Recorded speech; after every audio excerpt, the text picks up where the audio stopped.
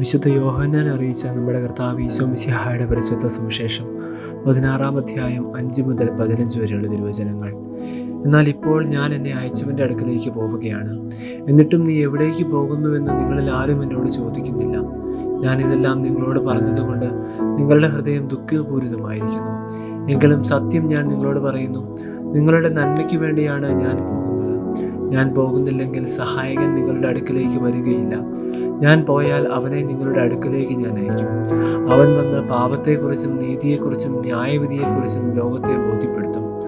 അവർ എന്നിൽ വിശ്വസിക്കാത്തതിനാൽ പാപത്തെക്കുറിച്ചും ഞാൻ പിതാവിൻ്റെ അടുക്കലേക്ക് പോകുന്നത് കൊണ്ടും നിങ്ങൾ ഇനിമേലിൽ എന്നെ കാണുകയില്ലാത്തതുകൊണ്ടും നീതിയെക്കുറിച്ചും ഈ ലോകത്തിൻ്റെ അധികാരി വിധിക്കപ്പെട്ടിരിക്കുന്നതിനാൽ ന്യായവിധിയെക്കുറിച്ചും ബോധ്യപ്പെടുത്തും.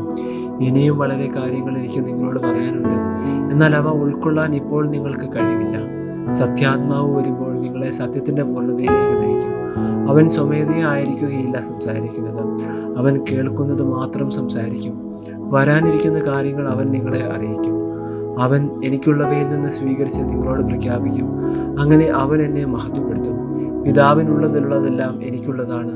അതുകൊണ്ടാണ് എനിക്കുള്ളവയിൽ നിന്ന് സ്വീകരിച്ച് അവൻ നിങ്ങളോട് പ്രഖ്യാപിക്കും എന്ന് ഞാൻ പറഞ്ഞത്.